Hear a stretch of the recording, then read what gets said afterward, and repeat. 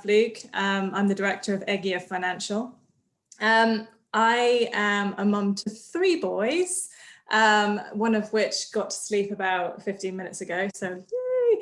The other 2 are doing whatever they're doing in their room and hopefully going to be quiet. So I started Eggia Financial in 2018, and my background is I trained as a chartered accountant with PwC, PricewaterhouseCoopers, which is one of the big 4 accountancy firms. I then moved, I was there for about 5 years and then moved to Lloyds Banking Group. I worked in both the insurance and commercial banking arms. Then I had child number 1, and shortly after moved to Tesco Bank, where I was a decision support manager in the savings, investments, treasury and current accounts. So it was a great role working closely with the business. And then I had baby number 2. And after baby number 2, I just didn't want to work in the corporate world anymore. So I decided to set up Eggia. And yeah, it's been an incredible journey since then, running my own business and doing what I'm doing, working with some varied and incredible clients. Yeah, I mean, part of what I absolutely love is what I missed in employment, to be honest, was having more of that kind of direct impact on people and their businesses. And, you know, doing something like this tonight is just amazing, because it's that contribution factor, which I think is really important to, to everyone, just being able to support businesses and watch them grow and be a part of that. And supporting businesses growing is just incredibly rewarding. So in terms of setting the intention for tonight, I think one of the things that I wanted to just kind of get everyone thinking in the right, or with the right frame of mind. And obviously, Orla's going to be doing a lot of the mindset, but I wanted to kind of ask you to, there's a fantastic book called The 4 Agreements, and I don't know if anyone's read it, but one of the first agreement is to be impeccable with your words. And that's something that I would love everyone to do tonight when they're thinking about themselves and when they refer to themselves around money and their finances. So, I actually work with a lot of clients who have come to me and said, oh, Hannah, I've got to be one of the worst clients you've ever worked with. And it's almost like a self-fulfilling prophecy. They say that they're the worst client that I've ever worked with, which I'll be honest, there never are. And it's almost like they don't expect any more of themselves. So it becomes a self-fulfilling prophecy. And I want everyone tonight to kind of start off with that mindset of, you're not bad with finances. It's not something that you are struggling with. It's something that is, can be attained, it will be attained, and you are going to manage your finances, and you can do that with the right frame of mind. So I'd like to start everyone off with that thought process. And just in terms of, if anyone hasn't read the book, The 4 Agreements, it's an absolutely fantastic book, and I would highly recommend it. That's just kind of one of the key points about being impeccable with your words, really using the way that you talk to yourself and talk to others, and really, think about that carefully as you go on. So. Thank you, Hannah. Hannah is probably, like, as you can tell already, like one of the nicest people in the world. And from a personal perspective, she's been an amazing help to me over the past year as I've been working on my money mindset. So I want to ask everyone a question before we move on, is who finds that how they feel about money, how they think about money can impact how they behave in managing their finances in their business? Yay, it's not just me. It's not just me. Perfect. And that's why we really wanted to come together to do this, because it's kind of like, I've been doing the work on the mindset and doing the work with Hannah, and I very much see that those things have to work together in terms of, have we got any internal blocks? Is there anything that's holding us back, alongside taking the right action alongside doing the right things. One without the other doesn't work as well. And that's why we're really excited for tonight's masterclass, and we're going to get started. If you have got any questions throughout, let us know, but we'll go through some housekeeping in the slides. So just give us 2 seconds and we're going to get going.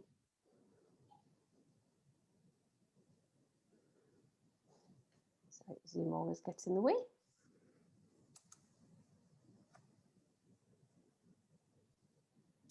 Perfect. So welcome to the Master Your Business Finances Masterclass from Hannah from Edgia Financial. Now, we would really love for you to come and say hello to us on social media tonight. Feel free to take any screenshots and tag us in them. You will find Hannah over on Facebook, and we've got our Facebook link there. And you will find me at OrlaithB Coach on Instagram. We'd love if you could keep us keep your progress, track your progress throughout the night. If you're learning anything, if you've got any aha moments or anything that you think would benefit your followers, please do share them on social media and tag us, because as you know, by coming on to this, your money, your investment in tonight is going direct to charity. Well, a good cause. We're planting trees with the money. We've decided on planting trees, which we're really, really excited. I knew you'd be happy, Joseph. I saw your lovely nod there.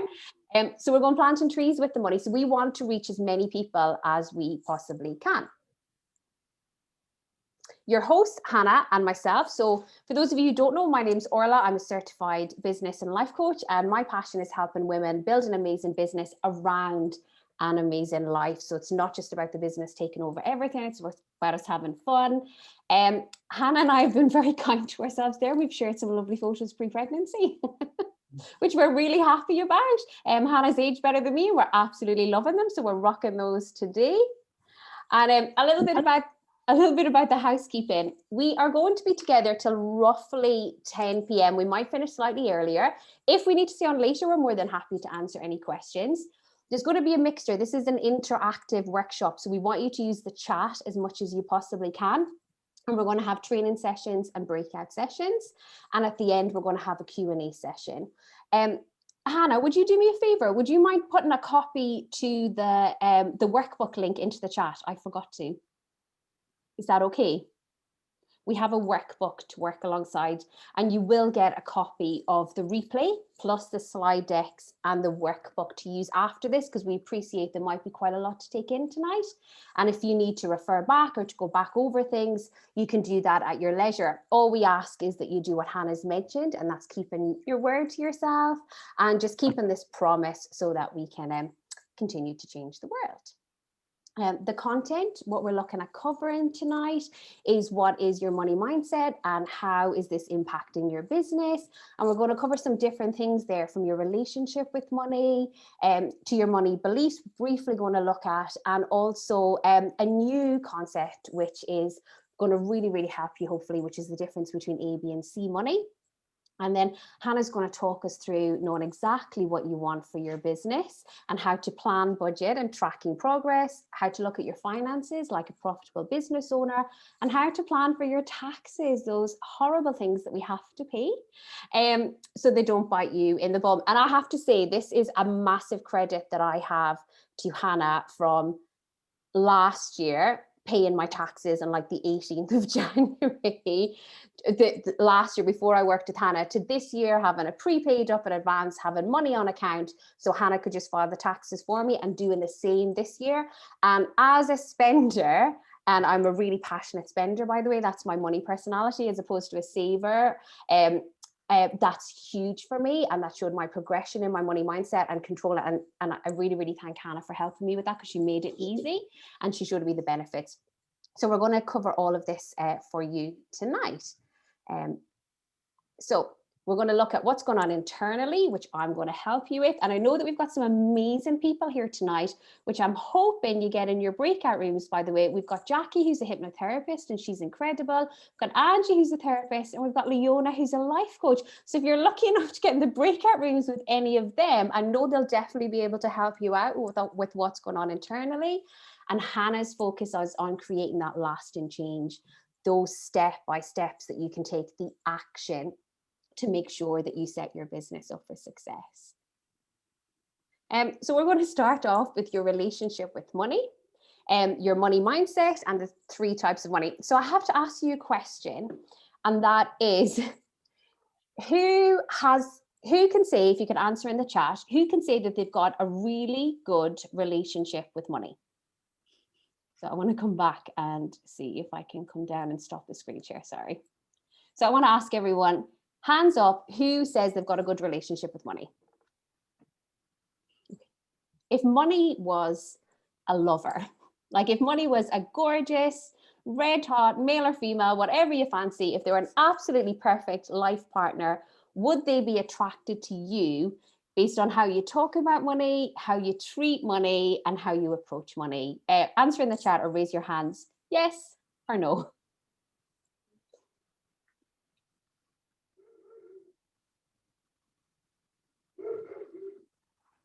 I see. Nope, Leona saying nope. Hannah, no, actually no chance. I think they think I was utterly boring. Definitely not, Hannah. No, but working on it. Yes, Zoe, I love that. They might think I ignore them too much. Okay, Angie, a driven woman, no time for money. Who else would like to answer? This is interactive, guys, so we're not getting away with it. Oh, Rosie said no. I missed that. Aoife could be better. Love it. Love it. And I think this was kind of like the first thing that I sat down with, and somebody had asked the question, like, if money was a life partner, would it come to you based on how you treat it? And we're going to go through some things right now in terms of how we treat money, and for you to watch out for the warning signs so that we can change that. Giuseppe said, I pay attention, but ignore them and fickle. Well, that, could you imagine that on a divorce paper? She pays attention, but then she ignores me and is really fickle. Jackie's lost the Zoom. She's back in now. Perfect. That's great. There you are. Sorry, well, you have to be if you type that. Right, I'm just going to go back to the screen share so we can go through this. I love this. So basically, I have actually, for those of you who don't know, I am on Tinder. It is woeful, but I've taken some real life examples from how people try and sell themselves when they're looking for a relationship on Tinder, to show how actually we do the same to money, and actually we repel money in a lot of cases. So we have the money abuser. And if you look on the right hand side, this is actually a response I got on Tinder for somebody because I didn't respond within, I think, about an hour to his message. So they literally lost their life with me. And for those of you who are my friends in this, you know that sometimes I might forget to respond for 3 days. So it was totally innocent. But the money abuser is somebody who talks about money really badly, somebody who treats money really badly. They've got this really poor idea about money, that it's the root of all evil. They don't take care of it and they spend it all of the time. So show of hands if anyone, or type in the chat if anyone feels that they're a money abuser, that they just treat it badly. They don't show money the respect that it deserves. And when we're thinking about this internally and jotting down your notes and kind of reflecting on what you're doing, I really want you to consider how you do this in your business. Do you treat your income badly in your business? Do you work hard to get money in your business and then you don't treat that money really well? Do you spend it on the wrong things when you know you could be spending it on other things? Do you talk about money really badly? So like if we're talking about running a business and expanding and doing the best that we can be, and then in another breath we're thinking or feeling or saying, well, money is the root of all evil. No good can be done with money. It's no good. We're naturally going to repel it. So the purpose of going through this is for you to become aware with of your current relationship with money. And then we're going to identify the relationship that you do want with money so that we can help you bridge the gap. Then we have the non-receiver. So this is somebody on Tinder. This is a version of somebody going, I love your profile, blah, blah, blah. I hope you reply. So they don't expect a reply. So sometimes we don't expect money. So we put out something for sale, but we don't expect people to buy it. We won't receive when when a friend wants to buy us a meal out, or somebody wants to buy us a cup of coffee. We feel icky about that. Yep, that's me. Whoever said that, we can hear you. That's great that you're off mute. That's fantastic. They wishes they had more money, but they don't see how it's possible. So the non-receiver, this is really good. And that's like spending your life going, who's got a friend that says they'll never find the right person for them? Oh, we all know the right person is ourselves. But you know, this is like my sister, because she's like, oh no, the perfect guy doesn't exist. He's not out there. He doesn't exist. We do this with our money. And we run a business, guys. So if we run a business and we do not expect to receive money, or we're not comfortable receiving money, we feel awkward receiving things. We feel awkward when somebody pays us. So we delay sending out our invoices, or we don't set up automatic payments, which Hannah can talk us through later about like what's out there. So I want to ask you a question is, how are you non-receiving in your business? How are you not accepting what's out there? This is when we leave money on the table. This is when we don't increase our prices when we know that we can increase our prices. This is when we don't charge. This is when we don't upsell. This is when we don't build our email list and ask people to buy from us again and again and again. We're literally not receiving. And this was a really important one for me because I was brutal for this. I still am to a certain extent, and it's something that I'm constantly working on. This is the one night only. I mean, this is the kind of like the version of somebody just going up in a bar and just asking for a one night stand. And that's all they're interested in. And they see money as just something to have fun with. They spend it all in the moment. They're not thinking about the long term. You know, it feels good at the time, but it doesn't work well with a hangover. It's that instant gratification. This is where we numb ourselves with money. From a business perspective, this is where we can spend all of our money on what's right now, and we're not providing for the future of our business. We're not thinking about the long term. We think, okay, we've got enough money right now, but we're not thinking about 3, 4, 5, 6 months in advance. So I want you to have a think about, are you doing this in your business? And don't beat yourself up about it. This is about becoming aware, you know, because most of this we just do, you know, by patterns. And what we want to do in the breakout rooms is we want to identify the relationship that you do have, you know, that ideal relationship with money. And that I don't trust anyone, you know, this is somebody that doesn't trust themselves with money. You know, they don't want to earn big money because they don't see how they can keep it. They don't want to work really hard. They don't want, as soon as money comes in, money goes out. They don't trust themselves with money, and it might go out on the wrong things and not the things that can help you grow your business. This is the equivalent in the dating world. It's on about 1,000,001 Tinder profiles where they're just like, I just want somebody who's honest. And I'm like, okay, look. So this is what we're thinking about. But we treat our money this way. We don't trust ourselves with money. Or we don't trust people who have money. And we say, if you've got lots of money or if you're earning really well, there's something wrong. So in your business, you know, where are you not trusting yourself? You know, where are you not kind of providing for your taxes in the future, but spending money on the now? And again, these are by no means criticism. Most of these in my head, I'm like, tick, tick, I'm either there or I've been there. And this is the control freak, the person who wants to know absolutely everything. And we're going to cover this when we get later on, but it's they need to know where every penny's coming from in their business. You know, they don't trust that they can receive money from anywhere outside what they can already see. You know, would you date a control freak? Would you date somebody that wanted to know everything you were doing at all times, or they couldn't see the possibility? Now, this is where we get a bit woo, guys, because this is an example of where we don't trust in the universe, where we think, okay, I can only see these customers. I can only see this workshop. I can only see this one-to-one offer. So, you know, that's all I can see in front of me. So if I cannot imagine the income coming from there, I don't think I'm going to get any other income. And I've got the coolest example of this. So yesterday, I did a live with Hannah and we were talking about donating the income from today. And it's very much like 100% is going, Eventbrite keep their fee, everything else is going towards planting the trees. And it's like, yeah. And I was like, I just want to trust as well, because it was Hannah's suggestion. She's such a kind person. And I was like, yeah, I'm in, I want to trust. And then on the same day that this live happened, where we spoke about giving away the money, I had a phone call from an old client and she's like, I need your help. She goes, when are you free? And I was like, well, I'm free on Sunday. And she was like this, okay, just charge me whatever. I'll pay you whatever. And I was like, no, tell me your budget. And her budget was half of the ticket sales that I had today. Exactly half of the ticket sales. Now we sold more tickets since then, so I'm not going to increase the prices for, you know, but that was that.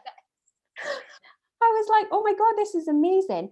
But we're control freaks when it comes to money, and especially in our business. And that can hold us back from launching a new product that might be the best thing that we've ever done. That can hold us back from launching a service because we're like, okay, I can only see what's in front of me.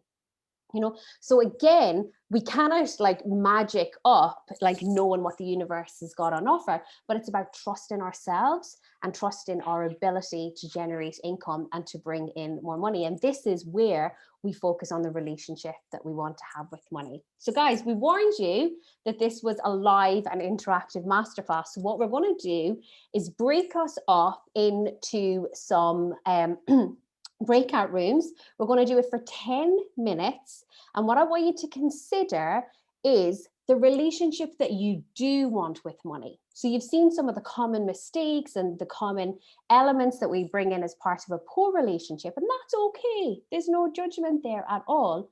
But what we want to consider is, what do you want? Do you want to feel free around money? Do you want to look after money? Do you want to respect it? Do you want to trust that you are the source of every pound that you've ever earned, so you don't need to have this control over absolute every penny that comes in? And I want you to get really excited about this, because this is like, we all have a vision board of like our dream home or our dream partner or our dream, like family holiday, but we're not putting down on our vision boards the relationship that we want to have with money. So I'm just going to stop the share. Sorry.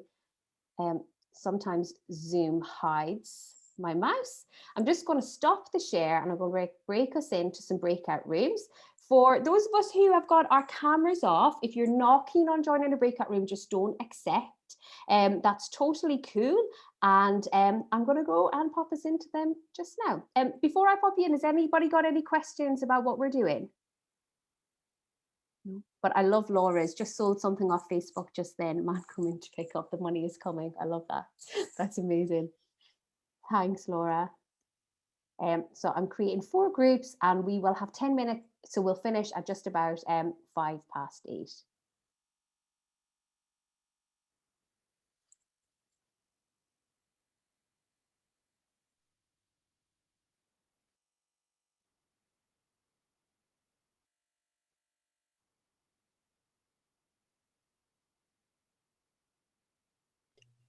Okay, so we're going to resume the recording. So the question in your breakout rooms was, what kind of relationship would you like to have with money? A way that, money would want to have a long-term relationship with you. It would feel respected. It would feel looked after. It would feel that you wanted around.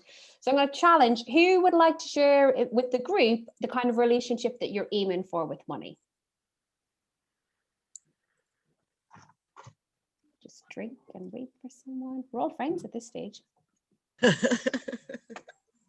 Magri Jade, you laughed there. Come and tell us what kind of relationship you'd like to create with me. I left my microphone on, darn it. What relationship? I would like to not have to even think about it, to be honest.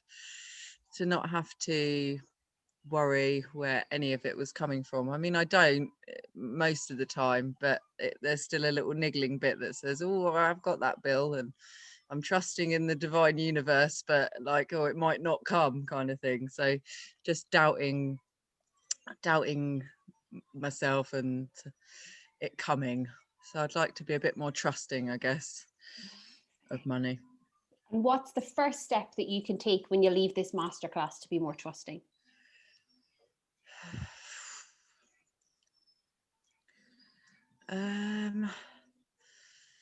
Just to be more trusting. Is it that simple? You might have to think about it, because I don't think I'd want to be in a relationship with someone that didn't want to think about it. Yeah, no, that's when I said that, I thought, yeah, I wouldn't want to be in a relationship with someone that didn't think about me or anything like that. So yeah, thinking about money and welcoming money and appreciating, being grateful and being open to it coming. Because I did have on my birthday, I put out just my Amazon shop list on Facebook, and I put out my PayPal, and I just said, if anyone wants to send me, £2 for a pineapple, it'd be gratefully received, and I'm open. And I just put that out there, and I got so much. So it does work when you are open and grateful and express it with sort of love. Yes. I love that. I love that. So you're going to continue to be more trusting and receiving. And I definitely think, based on our conversation last week, yeah. receiving. Yeah. I don't want it. Yeah, yeah. I'll give it for free. Yes, definitely to be receiving. Angie's like, do you have a pineapple farm now? Yeah, I did have over 100 pineapples that day, but I mean, I'd get through them in a week. Right. Oh my God, that's amazing. Thank you so much for sharing. I'm going to put you on mute so I don't put you on the spot again, so that you Okay. don't have to worry about that. Okay. Who else would like to share the relationship that they would like to cultivate with money? Or type in the chat. Oh, Zoe, yay, come join us. It's funny because I actually, now that I think about it, maybe the girls that I was in with would agree. I think we talked about more about how we felt about not receiving, didn't we? It was actually, well, maybe I did. I talked about how I was with money and the negative side of it, rather than flipping that round and talking about the positive side and how I wanted to feel. And it's just been, when you've re-asked that question, I thought, okay, well, that's something to really think about, because I don't think I talked about it very positively, even in that last 15 minutes. If you were to flip one of your negatives into a positive, what would it look like? Well, I'm open and ready to receive all the money that I am worthy of. Yeah. And that we look after it, we take care of it, we treat it with mutual respect, we talk about money in a nice way. That we really have to think, if we're going to have a lifelong relationship with money, how we approach it, what we do, and how we look after it. I am just popping in. Sorry, I'm doing it again, Hannah, because I don't know if you did it. We have a workbook in the Google Drive, which you can download, and it asks you a lot of the questions in here, so that when you get the slides, that we can go through it again. But your first challenge when you leave here today is to consider, what are the first steps I can take to improve my relationship with money? So like Magri Jade, being open to receive. So if somebody is offering, making sure that we receive. Zoe talking about, like that trust, welcoming it and coming in. So starting to identify ways that you're not doing that, so that we can do that. Because I think there was a lot of people that kind of acknowledge that we do have a poor relationship with money, but we can commit to changing that. And once we change that, it's about working then, and Hannah's going to give some practical steps as well as how we do that. But it's about that like mutual respect for it, so that we don't flitter it away, so that we can look after it, and so we can make the right investments with it. I'm going to head back to our presentation. So just give me 2 seconds. And one of the ways that we can do this is to also look at our money mindset, because even when we become aware with our current relationships with money, our mindset and our patterns can claw its way in. Guys, this is really detailed in your workbook, because I want to take you some time to go through this, because I know there's a lot of information tonight. But I want you to consider, do you believe, rather it's more of a question, do you believe that your beliefs impact how you run your business, your beliefs about money? If you can just raise your hand or type in the chat, that would be absolutely fantastic. And it's trying to consider, like, when did your beliefs around money start, and who did you inherit them from? Like, this is my sister and I, like when we were 2, and I'm trying to think about like the first time I got messages from my parents about money. And I didn't get messages at school. None of us got messages at school. It wasn't on the curriculum about how to build wealth, how to develop a good relationship with money. It was these subconscious messages from our parents that we are probably carrying around subconsciously. I know Jackie will be amazing if anybody wants to talk about this in more depth. It's about continuing to look at our beliefs and to question them, because what we do when we have these beliefs is they build stories. And we want to prove that our worldview is true. So we start to look for evidence to make these to be real. And one of the examples I was thinking about when I talk you through the exercise that we're going to do is, my best friend and I, we went on a school tour when we were about 17. We went to Dublin, and we stopped off in a shopping centre, and coming from like the countryside, going to a shopping centre was quite a big deal for us. And we didn't have any money to go shopping. All of the cool kids, their parents had given them money to go shopping, and they were off coming out like from all of these shops that we didn't have, like River Island and all these things, like buying all these really nice outfits. And Tracy and I went to get chips and cheese. And now that formed a belief that if you're cool, you spend money on these clothes. So over 20 years later, when Tracy and I meet up, we always have a ritual whereby we go out and we buy a matching outfit. Sorry, Laura. Or we buy like a matching piece of clothing. And like we joke about it and we always say, oh, do you remember that time we got chips and cheese and they came out with all their lovely clothes? And that was a belief that formed based on an experience, but that belief is not true. Because what that leads you to believe in then is you engage in like frivolous expenditure, and you spend your money on things that you don't necessarily want to spend them on. So what we're looking to do, and really go deep, I have this down as homework as well as an activity, we're going to do one today, is mapping out the key events that shaped your money mindset. So I want you to draw out a timeline on your page. And we're just going to map out 1 or 2 events right now. So on your left-hand side, you'll have when you were born. And on the right-hand side, you'll have today.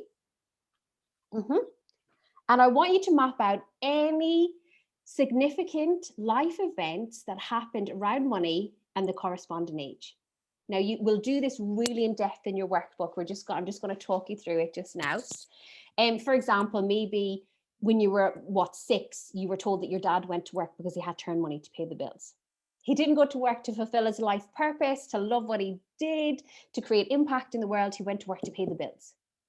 Maybe you couldn't afford to go on the school tour skiing when you were 14 and you were just, we can't afford that. So you've now developed a belief that you can't afford nice things. There's no judgment here. This is about looking at these things. And in the workbook, the link is in there. What you want to consider is after you've mapped out these events, take a minute to look them over and what do you notice? What's jumping out at you? Is this true? Is this belief true? Or can we now challenge it? So I want you to look at significant event around money and what was the belief system that formed? And is this belief system still around for you today like it was for my friend Tracy and I? Like we joke about it, but it's not really funny. And then I want you to, from reflection, is to write a short description. So I'm just going to have to do this for a second, and minimize that. I want you to write a short description. There are no guidelines. This is to get a clear picture on the stories you tell. We've done that. So write out how this has formed your life. So write out about these events. What has happened? How have these beliefs formed your life story? Where are they showing up in your business today? Where are we told we can't have nice things? Where are we told we cannot charge that much because we were told we developed a belief system that we couldn't afford things? What's happening? And then at the end, and again, I'm just talking you through this because you have it in your workbook. I want you to take a lot of time to do this, is once you finish, take a moment in silence to send gratitude for your story. This is what's made you the amazing person that you are today.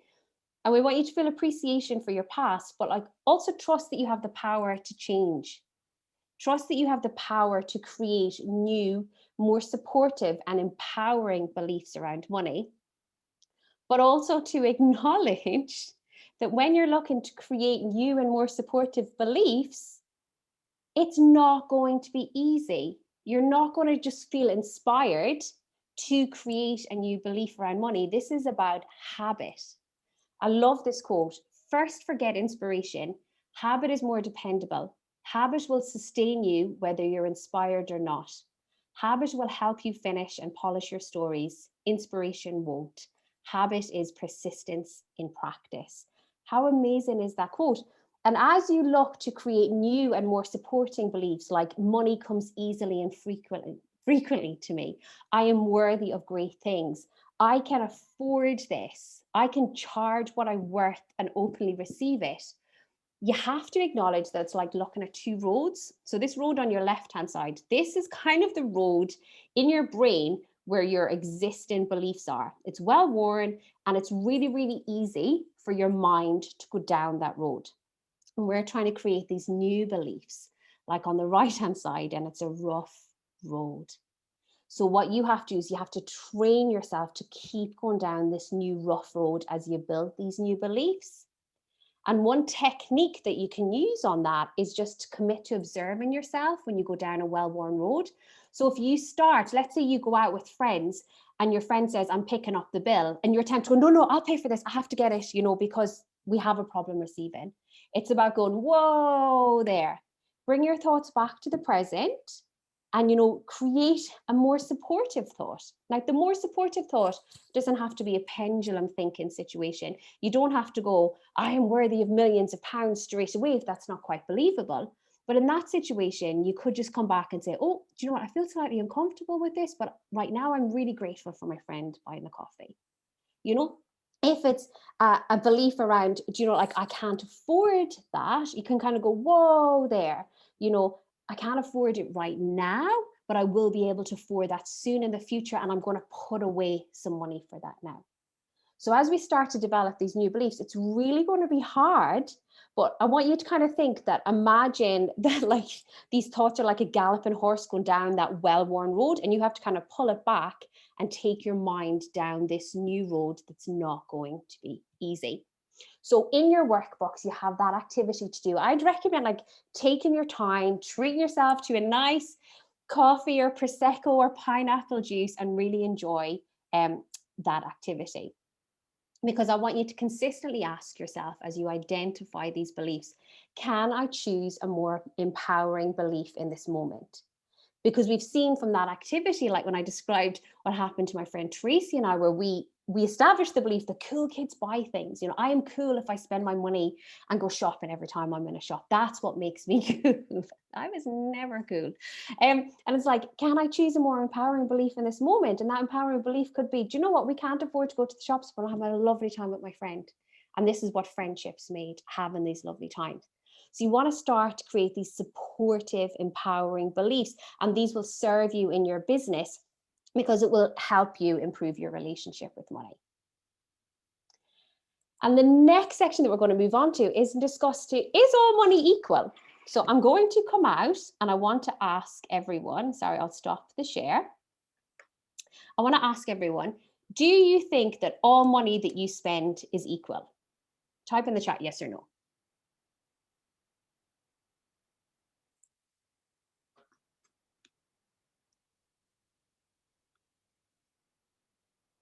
What are you thinking, Dee?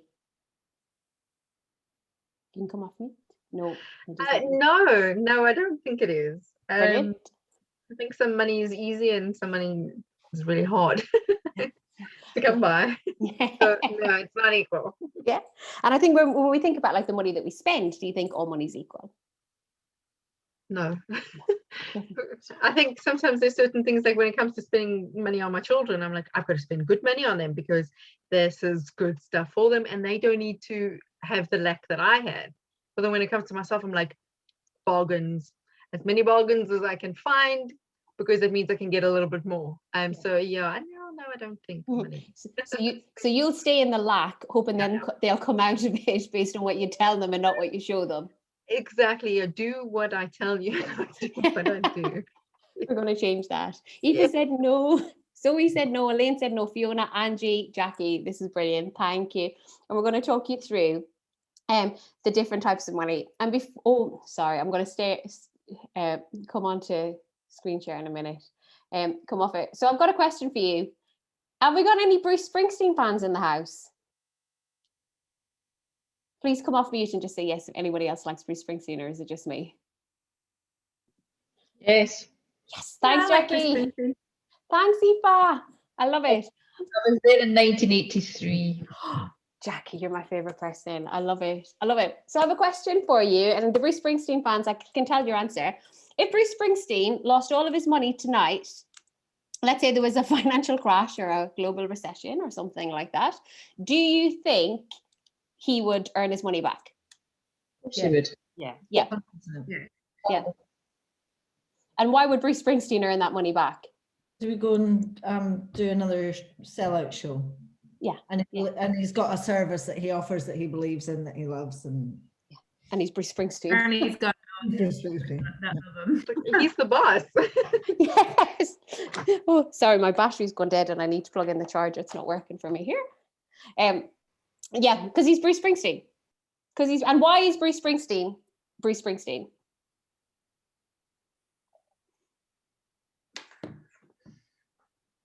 Because he's connected with himself.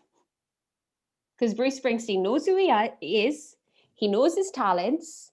He knows if he lost all his money in the morning, what he needs to do. Laura said, because he believes in himself, totally. He knows what he needs to do.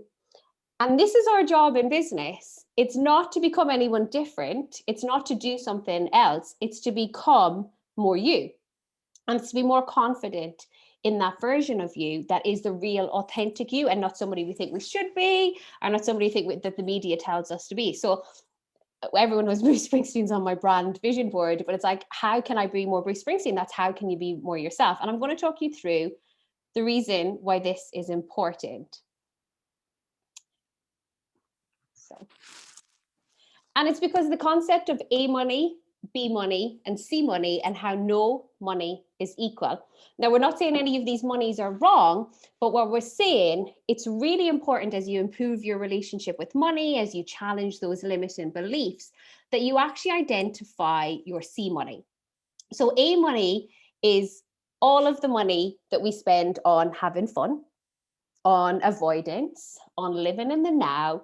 There was a study by Barclaycard last summer that said during the first lockdown, billions were spent, like over £732 per person in the UK was spent on having fun. Who could blame everyone during the first lockdown? It's that money that we spend on numbing. The B money is all the money that we carefully and meticulously spend planning for the future and invest in. It's what society tells us is the right thing to do, and it definitely is, so long as we're doing it alongside C money. Because if Bruce Springsteen saved, put away money, had all of this money in the bank, and then he lost it in a global recession, as so many did, Bruce Springsteen's invested in Bruce Springsteen.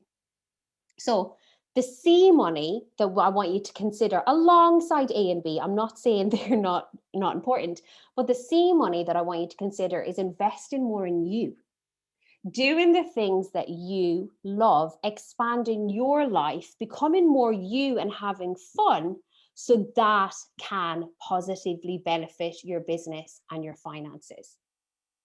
Because we keep thinking that, okay, I only have to spend my money on, as Dee used the example, which I can totally relate to, like Ulton has more shoes than I've ever seen, is because like we're like, oh, the kids get the best things, like these get the best things. But I want to ask you the question, like, of that 700 and whatever pounds that people spent on having fun in the last lockdown, do you think they spent that money investing in themselves? Doing the things that would expand them, doing the things that would make them happier, doing the things that would make them have more fun.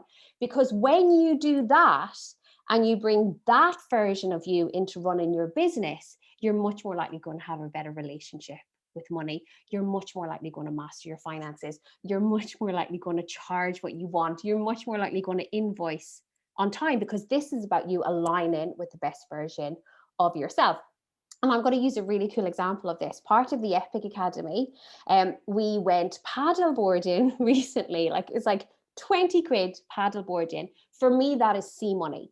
Like it's not A money, it's not avoidance. That is C money, because that is me investing in me. And I went paddle boarding and I made a scene because I can't swim and I've got a fear of the water. But I came away extra confident. I came away thinking I did something I didn't think I could do. And then I take that version of me into the goal setting for my business. And I take that version of me into building a better business and growing. Does this make sense to everyone? So part of your challenge, and I'm going to come off and I want to ask people to share, is I want you to examine your recent expenditures, and there is a checklist in the worksheet in your homework. And I want to make sure you're getting the right balance between A, B, and C money, and making sure that you're investing in you, making sure that you're building the amazing life that you want to have, and that you're looking after the Bruce Springsteen of your business's biggest asset, that is you. So I want to ask a question. I'm coming back to ask a question. Who does this regularly? Who's like, Orla, I've nailed this and I consistently invest in my Bruce Springsteen-ness and it's great. Yes, Zoe, come say hi. Come tell me how you do it. Well, I do lots of things for myself, and I do courses, and I make sure I go out and have fun, like paddleboarding. So I'm looking at my brand new paddleboard over there. I think that is, I actually think that's C money, because when I go and do that, I mean, I know it's living in the moment and it's the kind of having fun stuff, but it's what I get from that. And I really, you know, I don't just go off and have like loads of fun. I go off and I'm getting so much from that, and, you know, taking time to real proper self-care, and the swimming as well is one of the things, you know, and buying the things that you need for that. And so, yeah, I do think I probably don't invest in myself enough, but I am very much on it, I think, with that. And I think you've brought up a really important point there, is there's a big difference between spending money on numbing and spending money on fun that expands you. You know, you're spending money on the fun that expands you. What kind of positive impacts have you noticed in your business as a result of doing this? Just inspiring people to do something similar, to really stepping out of their comfort zone, to maybe thinking about doing something for themselves, because we're not great. Well, I speak about the people that I know, so I'm not, it's not a generalized thing here, but people don't tend to prioritize themselves. And I have certainly in the last few years done it, and I'm a single mum with 2 teenagers, and, you know, I've done that alone for 10 years, and and it's only in the last couple of years that I've really started to go, well, actually, they benefit from that, I benefit from that, and then my business benefits from that, because it shows other people, you know, you give other people permission to do things for themselves, and I do it without guilt now, you know. I love that. Thank you, Zoe. I love that. I do it without guilt, honestly, even if my face didn't show that there. And this is about investing in the biggest asset that is in your business, that is you.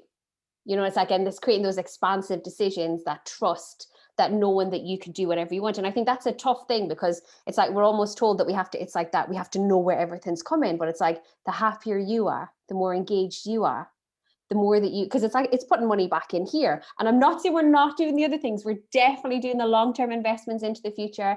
We're doing that, but alongside investing into you and making sure that you are the biggest asset. Is there anyone that's like, I love this. This is an excuse for me to go and do the course that I wanted to do, to go and do the hobby that I wanted to do, and we're super inspired, and I'm going to go and book this after now. My work here is not done. Oh, Laura, yay! Come down. You can do those without spending money. So the things that sort of Zoe was talking about, I feel as though I spend all my time now that I've got to myself outside. That's me investing in myself, but I'm not spending money. And I sat in the car today for an hour drinking a coffee, listening to the rain. And I was like, this is crazy. But I was like, I'm chilling. Yeah. Oh, that's I'm investing in myself. Yeah. But you've turned that coffee from like what people would tell you, oh, that's a frivolous expenditure, cut back on your coffees. You've turned that into, actually, hang on a second, this is me connected with myself. Yeah. Yeah. I think I'm connecting too much, actually. Yeah, it doesn't need to always be about money though, does it? Is that okay? Oh, of course. Yeah. And it doesn't need to be like, lots of people will tell you, use this as a sales pitch to go and, you know, put loads of things on your credit card and to go and like book this expensive thing that you didn't need. This is about actually over time committing to the fact that you are your biggest asset. Yeah. And when you see something that's worthy of your money, that's not an expenditure, that's an investment back in you as your business biggest asset. Thank you. Laura. I'd say I'm really good at A and C money, but I'm not the best at B money, because I'm very happy to spend money on myself and the avoidance of numbing. But then an amazing dress or something like that you feel epic in, like, I'm not going to say that's numbing, because that has got some exceptional value to it. So yeah, I don't know. So some things that some people might class as A money, I probably don't, and everything's like C money. It's a good job we've got Hannah coming down after this to keep us on the right path of the B money. But you're right, because if that epic dress, that makes you more confident in going talking to your clients, that makes you record content for your social media, that builds your connections, that grows your brand awareness, that's an investment. Yeah, I suppose I'm in a bit of a different category with that because of my jobs, but also Hannah's my accountant, so she can set me right here. So your challenge for when you leave this workshop is just to look at Am I getting the chance to invest the time, the money, the energy? It doesn't have to all be money, in myself as my business's biggest asset. Am I taking the time off when I need it? Am I getting to look after me? Am I getting to put up those boundaries and those priorities that I need, alongside the planning for the future and doing all of the cool stuff that Hannah's going to talk us through? So that is your challenge.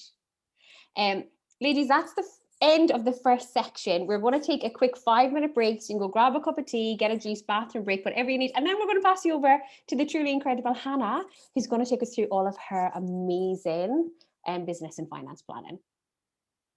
Great. See you soon. Yeah, perfect. So we'll come back at 8:45. Oh, don't leave the Zoom, just turn off your camera and go on mute.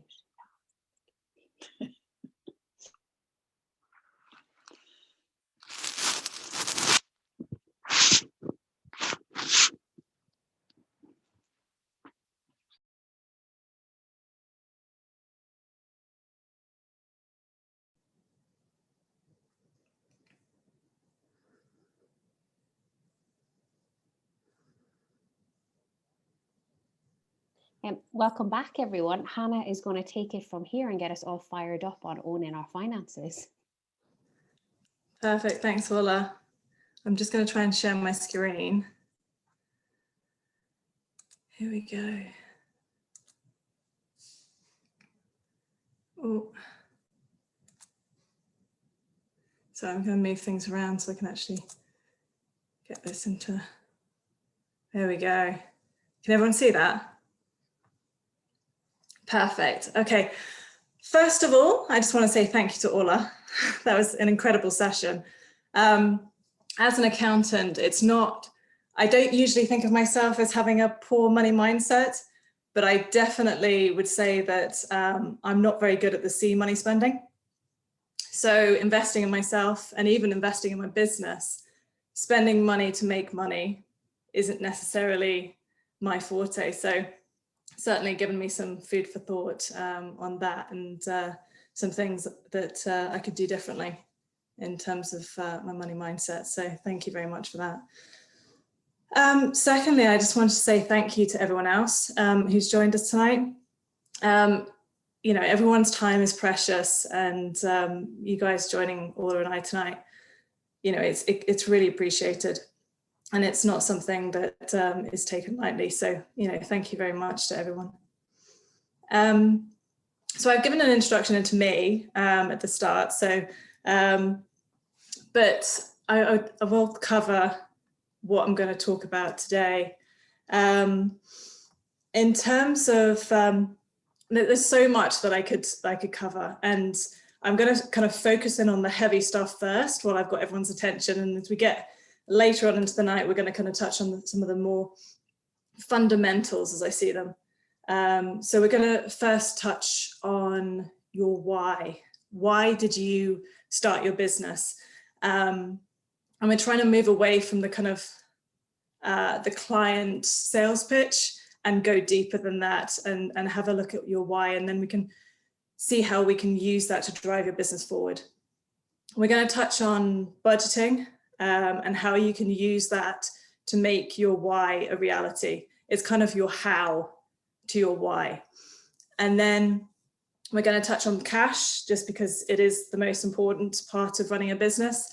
Without your cash, you don't have a business. So we're going to touch on kind of the cash management side of things. And then finally, we're going to finish with some of the more fundamental elements of financial management.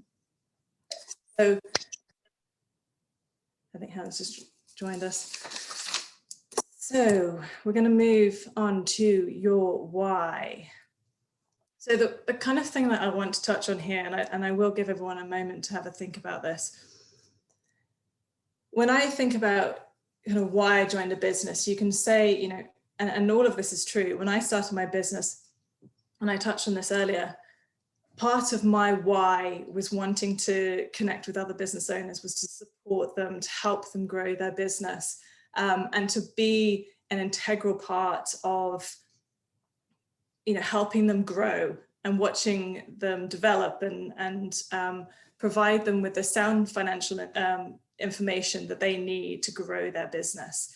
not be just a, the once a year compliance function. I wanted to be integral in people's businesses.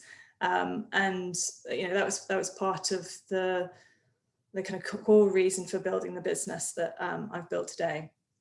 However, that's not the why that I want you to think about tonight. I want you to think more personally to you. Why did you start your business? What is it that you want out of your business? What is it that you are striving for personally? So for me, it was about working flexibly to be with my kids, but it's also about a house in France. We've got this dream about a house in France where we go over the summer for 6 weeks of the summer holidays. We take the kids and I can work, we can work flexibly around that and do that. That's kind of like, that's our underlying why. Now, I need money to do that. It's not just about the flexibility around the business. I need money to do that. And if I don't get the money out of my business, then I'm not going to achieve my why.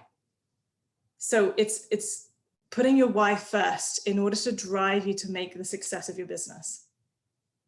So I'm going to give everyone just a couple of minutes to have a think about your why. And Orla, let me know, probably a breakout room might be a good idea for everyone to discuss that. So I'll try and do this. This is the first time I've done it. So I'll put everyone into breakout rooms and then have a chat about, share your whys with everyone, and then we'll come back and we'll talk about the interesting one, which is paying yourself first in order to make that why a reality. So I'll just I'll put that in now.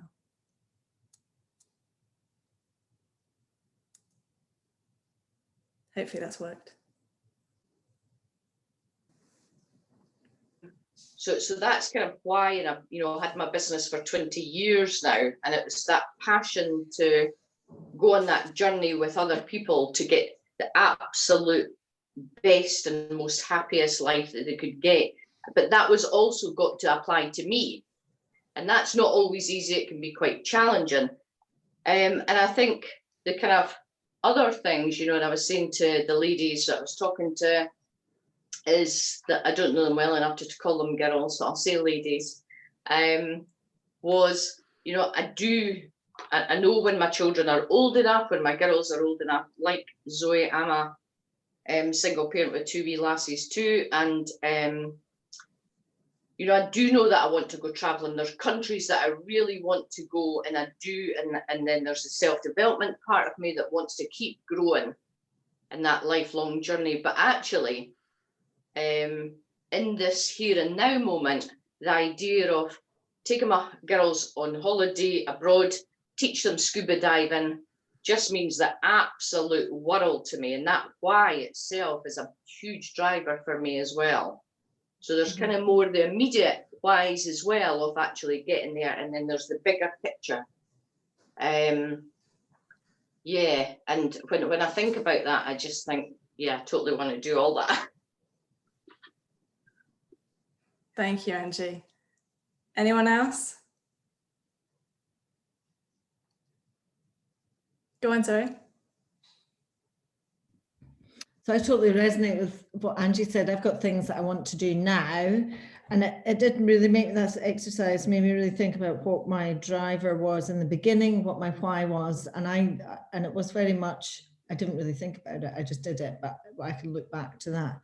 But now I want to buy the house that I live in. It's my mum's house, and I live here very, very cheap rent. But I just feel there's a huge hold. Or I owned a house when I was with my husband. We had a big house, and so I really want to buy this so that it secures mine and the girls' future.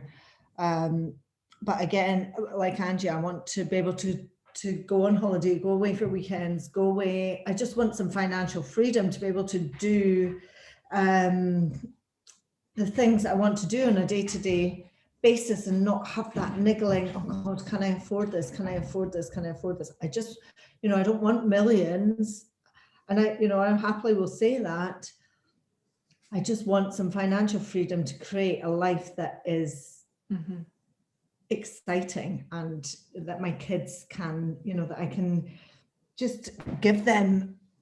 I said this to the girls on the call, like 4 years ago, I didn't have £10 to my name. Now my daughter can phone me up or text me and say, Mum, can I have £10 on my Go Henry? And I can just do it, you know, and that really makes me feel proud of myself because I built that, you know. Orla's, I can see it. So that's my why. That's my girls are my driver, I think I'm saying. Fantastic. Thank you so much, Zoe and Andy, for sharing that with us. It's so important to connect into that when you're thinking about the finances of your business, because that's how you're going to achieve your why, is by being successful in your business, generating that profit, and, you know, and being able to pay yourself and get that money out of your business. So if there's ever a motivation you need to take control of your finances, that is it. So you've got to connect back into that. So I'm going to go back to the slides, hopefully. Sorry, I'm going to share my screen. Go back into this. There we go. There we go. Okay, so I've got here, pay yourself first. Now, this is kind of linked to the whole point about adjusting your focus. So, you know, traditionally what we always think about is, you know, when you've got money coming into your business, you've got to pay your expenses. So your expenses go out the door, and what's left, if there is anything left, is for you to take. And I want to change the way that we're thinking about this, because what we're going to focus on is paying yourself, taking your profit first before anything else in your business. Now, this is not my thinking. This is actually something that I've been reading about in a book, and I hate the fact that I have to say this name, but I think it's Mike Michalowicz. That's my best attempt at it. But anyway, it's by Mike, and it's called Profit First. And it's a great book. If you haven't read it, go for it. It's got some great insight there. But the idea is that before you do anything in your business, when you have money coming into your business, before you spend it on anything else, you take the money and you spread it across different areas, which include paying yourself. So you take a proportion of it and you put it aside and you say, this is my money. You take another proportion, you put it aside, and that is for your tax. And you take another one, and that is your profit, so your investment back into your business in the future. And the rest you are left with is to cover the day-to-day running, the operating expenses of your business. Now, the idea around this, I mean, he gives certain percentages, and I'll show you that with you just now. So he has these certain percentages, but it's not something that everyone can achieve initially. And depending on where you are in your business, you know, different percentages will work for you, but it's something to drive towards. And the percentages are 5% to profit, 15% to tax, 50% to sit in your pocket, and the remaining 30% to be your operating expenses. And that's something to aim for. But the fact is that the kind of driving force behind this, or the aim of this, is whatever you can put aside, put it aside. You know, even if it's 0.5% for profit, whatever it is, you're thinking about the fact that before you do anything else, you put money aside for you, for the tax man, and for the future of your business. And what you're left with is the money that you should be spending on your business. Now, in terms of the money that you're left with, you've got to think about kind of how you're going to spend that money, and what are the kind of the key things that you want to be spending your money on. And you've got to think about kind of the difference between cost versus investment as well. But I'll cover that in a little bit. The other thing about this is, if you're putting money aside you want to be thinking about how you can make it as easy as you can for yourself. Okay, and which is where this make it automatic comes. And if you can't make it automatic, you want to make it a habit. Okay, so if you are, one of the things that I use is, and I bank with Starling, which is absolutely amazing. And it has little spaces. If anyone's used it, it's a great banking app. And rather than having different bank accounts, you kind of have little spaces in your account, which are your kind of pots for saving. And you can do, I've got one for tax, I've got one for all, you know, the various different elements, my pay and for profit. And every time money comes into my account, I'm splitting it in those percentages out. And, you know, there are some months where I am left a little short and I have to move some, but that's okay. You know, it's something I'm driving towards, and you know, it's money that I'm putting aside. If you can't make it automatic, as I said, make it a habit. Set aside time in your week, in your month, to sit yourself down, review your finances, and make sure that you're putting this money aside. There's another, I've been reading a lot, which is why I'm going to constantly refer to books, but there's a book called Atomic Habits. There's a great book called Atomic Habits by James Clear, who touches on making, you know, how to make good habits. And if you're ever wanting, you know, support on how to ingrain and, you know, put in place good habits, it's a fantastic book, and I'd recommend that. The other thing I wanted to touch on this point, when we're talking about putting money aside, is when it comes to, you know, planning for your future. It was one of the things we were talking about in terms of B money, is your pension, and making sure that, you know, if you are putting money aside, have a think about the future as well. And one of the things that the latte factor actually touches on, again, is putting like direct debits into, you know, into your pension fund to make it automatic, so you don't even have to think about it. It's just something that happens. And, you know, for anyone that needs an incentive, there's great tax reliefs as well if you pay into a pension. So it is a great way. And I know Erin's on the call, so she's a great financial advisor and could always give more information on the benefits of pensions. But one thing I found out recently was that over 1/3 of self-employed women are not paying anything, not a thing, into their pension, which is a really, really scary prospect. So if you can, you know, really try and think about how you can put money aside for that pension. So I know it's not the be all and end all, but you know, because it's not, when I say that, I mean, it's not just about the B money. You know, as Orla has mentioned, it's about, you know, spending money on everything, but it is a really important part to remember. The other thing that I wanted to touch on actually was that one of the main benefits of putting your money aside, and you might find this resonates with a few of you, is the fact that you tend to spend the money that you have. And you will find ways to do it. It's human nature. It's a kind of, unfortunately, something that we're ingrained in. If it's easy, if it's accessible, you will spend it. The idea of kind of putting this aside and not being able to spend it is, you know, and this is why I love Starling, because even though your money is sitting in that account, if it's put away in a space, that won't let you spend it. And if you make it difficult for yourself to spend that money, it makes you think twice about whether you need to or not. Okay, so if you don't have the money in your account when you need to spend something, it makes you think twice about it. So I think that's really important.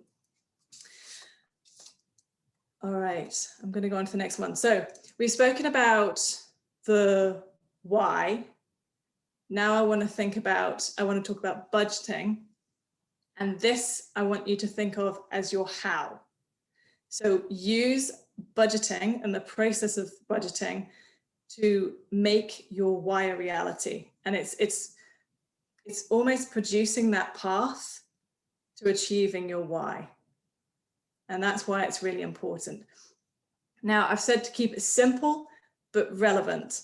Now, one thing about a budget, which I want to kind of make really, really clear, is that a budget is not meant to be the, you know, an accurate forecast of what is actually going to happen in the future. A budget is your best guess at this point in time. And probably, and I'll tell you, I produced a budget at the beginning of April for this next financial year, and it's already out of date. But that's okay, because things have progressed and I know why. The key to budgeting is producing your best guess of what is going to happen in the future and then tracking against it. And when you track against it and you have variances to your budgets, you have differences in the numbers that you are producing, that, you know, your actual numbers versus what you have in your budget. The key is to monitor that and understand why there are those variances. And that's how you get to understand your business, because as part of the budget process, you're making assumptions about what your sales will be, what your expenses will be. And if it's different, you need to understand why. It means your business is not working the way you thought it would be. Or, you know, some decision that you're making in your business is having an impact somewhere that you didn't anticipate. And it's really important to understand that and take some time to do that. Now, the last point I've put in there is turnover is vanity, profit is sanity. Now, the reason I've done this is because I can imagine that for some people, focusing in on the sales, tracking their sales will be the more exciting element, and that they'll focus in on that. You've got to understand your entire business. You can't just focus on the turnover. You have got to understand all of your expenses as well as your turnover. You've got to understand whether you are covering those expenses and you are making a profit.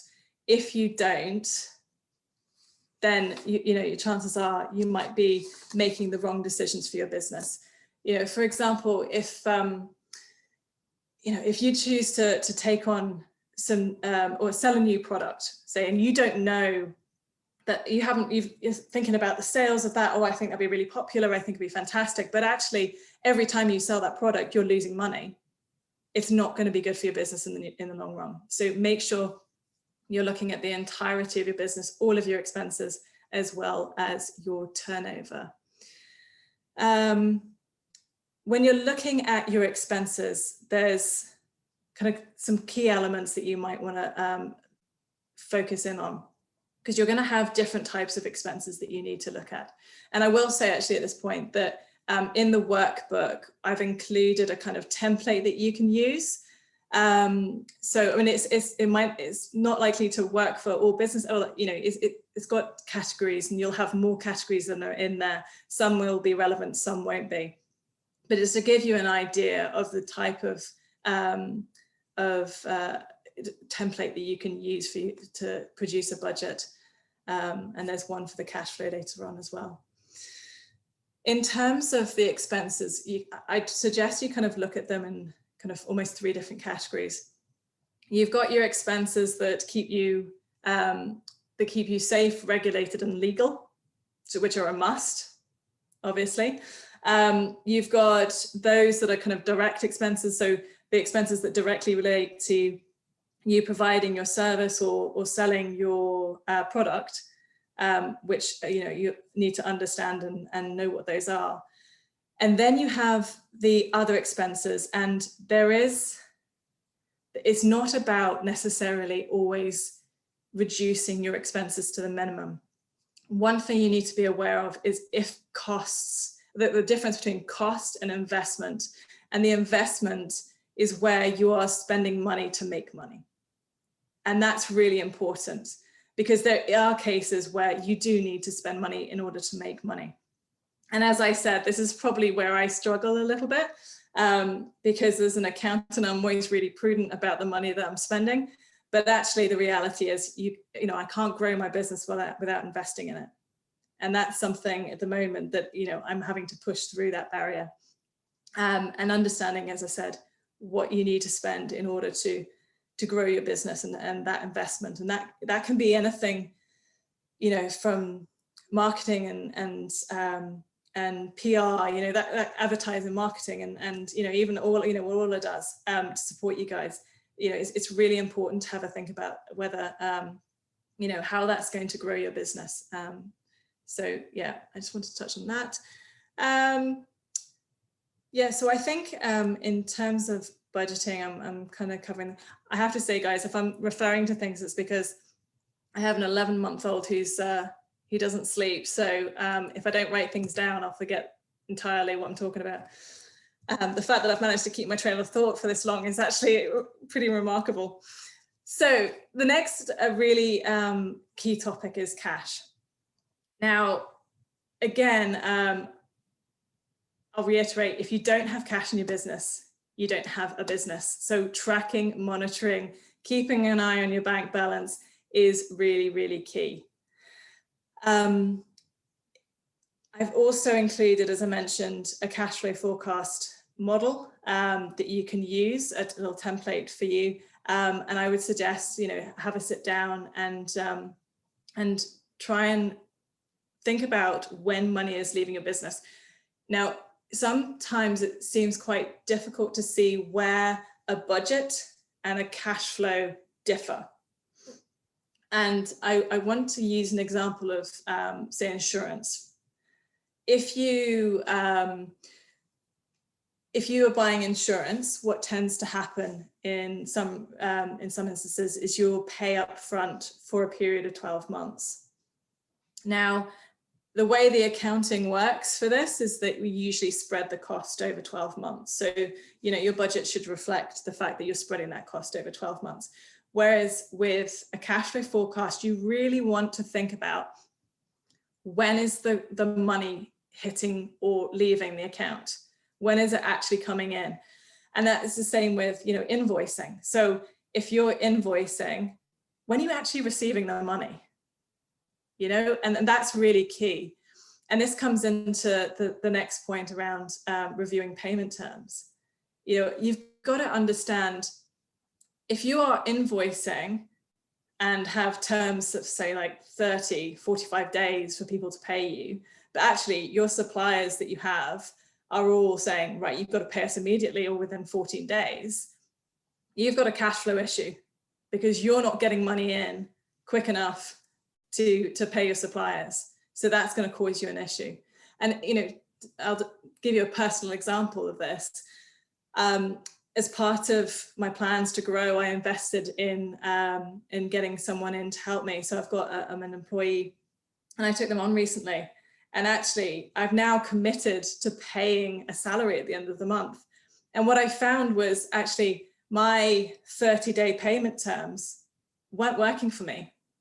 Because what was happening is, you know, I have a direct debit set up. So that money was leaving people's accounts at the end of the month after my salary date. A few days later, I was getting it into my account, and I've already got to pay this person for the work that they did the previous month. So that wasn't working for me. So I've actually updated my payment terms to 14 days because I have to get that money in before I then pay their salary. So, you know, that you've got to think about the way your business is working and adapt to that. And I'll give a little bit of a story around this as well, because, you know, cash is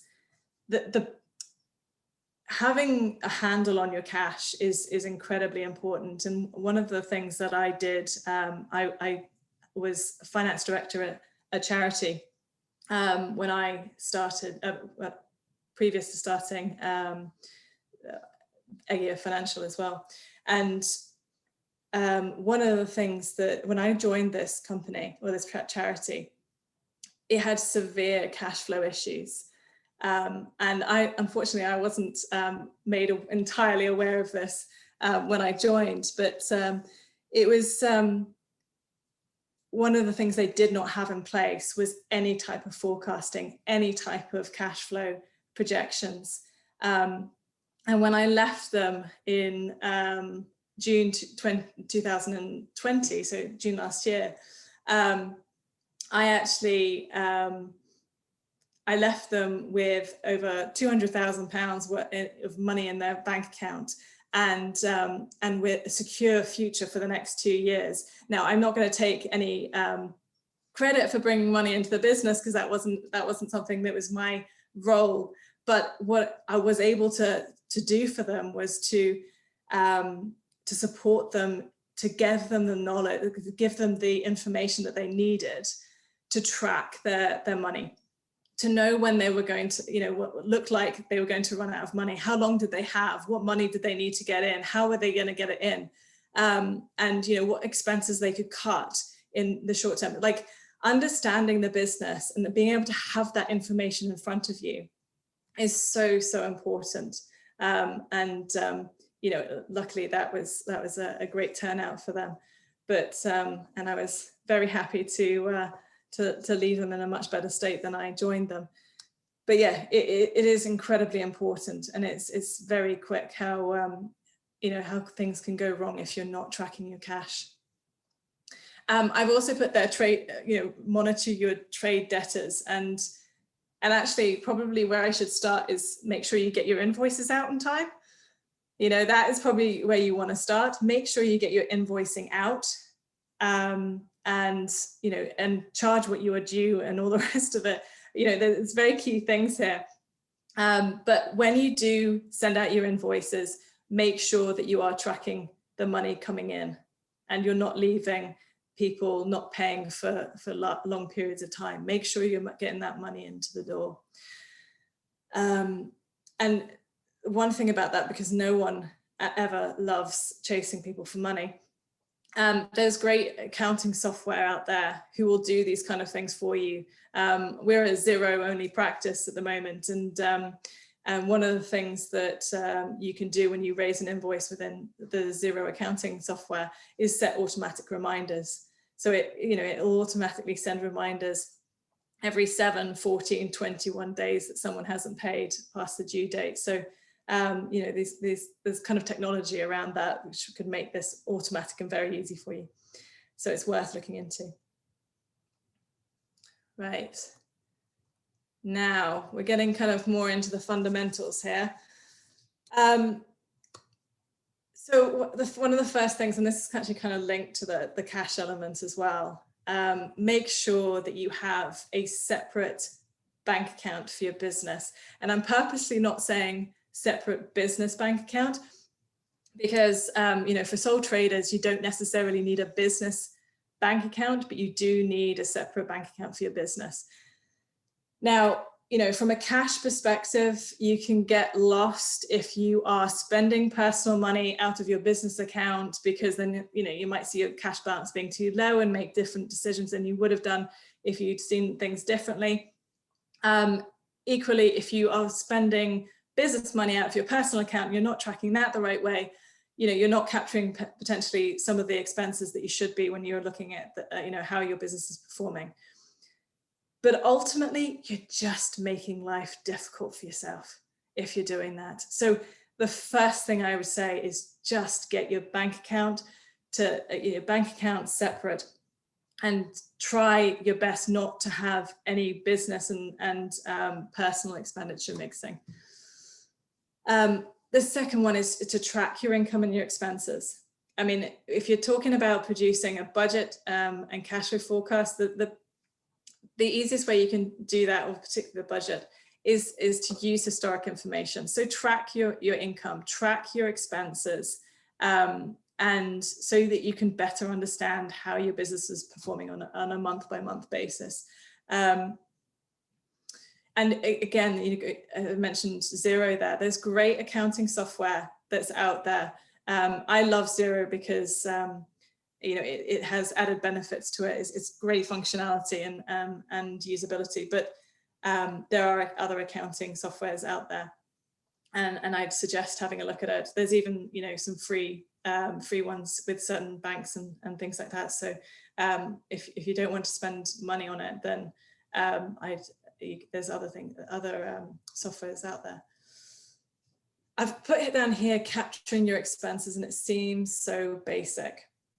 However, I have spoken to a business recently who they were a product-based business, and they sold their products to people within, you know, their kind of local area. And sometimes they delivered their product by car, sometimes they sent it up via post, and they worked predominantly from home.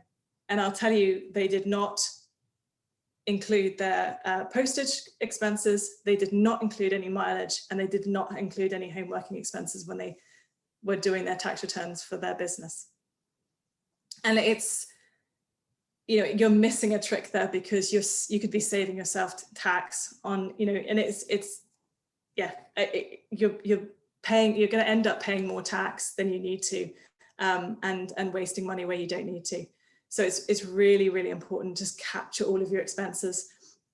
And just from a kind of practical point of view, again, there are tools out there which you can use to make it really, really simple. You know, taking a picture on your phone to capture the expense. So, you know, there are, you know, really really easy ways to do that, and templates you can use for things like home working expenses. You know, if anyone wants a template for that, then I'm happy to send it on. Then put money aside for your tax bill. I mean, we've touched on this earlier, but it is, I mean, as Orla will tell you, yeah, it's such a burden off you if you are doing that, and you feel in control when you're putting money aside for your tax bill. Don't ever forget it. You know, just make sure that you've got that set aside. So when you know, it comes around to submitting a tax return, it's a case of just submit your return and you've got the money sitting there already. And actually, most of the time, what will happen is you probably put aside too much. So you actually feel like you've won. So, you know, I definitely recommend you do that. Excuse me. In terms of streamlining your processes, part of the reason why I absolutely love Xero as an accounting platform is it integrates with about 700 applications that feed into it. And any way that helps you capture your income, capture expense, have everything flowing through into a system that, you know, your accounting system, and makes life easier for you. And this comes back to the, you know, making things automatic and reducing the barriers to doing this. Just do it. I mean, you know, have it so that, you know, if you have a booking platform, it integrates into your accounting platform, so it automatically generates invoices, or if, you know, if invoices are generated on a different platform, they're feeding through into Xero or any other accounting platform. And, you know, when the payments, make payments automatic, make it really easy for people to pay you. And with expenses, just, you know, capturing those as best you can, and have them flowing through. Anything that you can do to make capturing your financial information really, really simple, just do it, because no one enjoys sitting at the end of a month or at the end of a tax year and sifting through PDF bank statements, trying to figure out whether you've succeeded at making a profit or not, or how much profit you've made and what tax you're due. You know, make it as easy for yourself as you possibly can do. And then the last one is reviewing your cost base. And we slightly touched on this earlier and when we were talking about the budget, but I would recommend, again, create a habit out of this. Sit down and review your costs on a regular basis. You know, where can you save money? I mean, if you're if you're someone that has premises and utility costs and internet and that kind of thing within your business, one thing I would highly recommend, there's a business called Reducer that's recently come on. And I think they were one of the Xero apps of the month, actually. And they'll go in and have a look at your utility bills and your broadband and your internet, and they will look at, you know, out there in the market, so what other suppliers are doing, and see if they can save you money. They don't charge a thing because they get it all from the suppliers, and they will take you through the process of changing and manage that all for you if you need to. So, you know, there's the ways in which you can do this to make it really easy for yourself. And yeah, I mean, I remember sitting down, I think it was one winter, and I think my GoDaddy was up for renewal, and the initial quote I got from them was about £600 to renew everything. I was like, oh, blooming heck. And, you know, I pushed back and I pushed back and I pushed back, and eventually I actually managed to, and it was an investment of time, but I was just kind of like, you know, this is something that that I don't want to spend that money on. And I ended up paying about 250 for it after an initial quote of £600. But, you know, you can have these little, any time that you sit down and just have a think about, like, where can you cut the money? And again, keeping in mind the cost versus investment, and whether you can actually make that money back by, you know, spending a little bit more to then get the money back in sales. That you need to consider that. But on the whole, if you're reviewing your cost base, one, you understand it better, and two, you might find that there are areas in which you can save money by doing that, just taking that little bit of time to review things. So that is it from me, and I'm conscious I've like spoken for a really long time, but you know, I'd welcome any questions that anyone might have, and I'll stop my share actually so I can actually see people. There you go.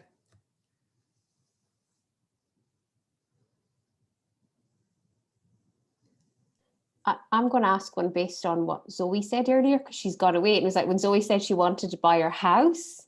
Mm-hmm. And I think that was a big switch over from becoming employed to self-employed for me, was the difference if people want to make those big investments and people want to make those big purchases. What advice would you give, like Zoe and anyone else who's considered to plan ahead for that?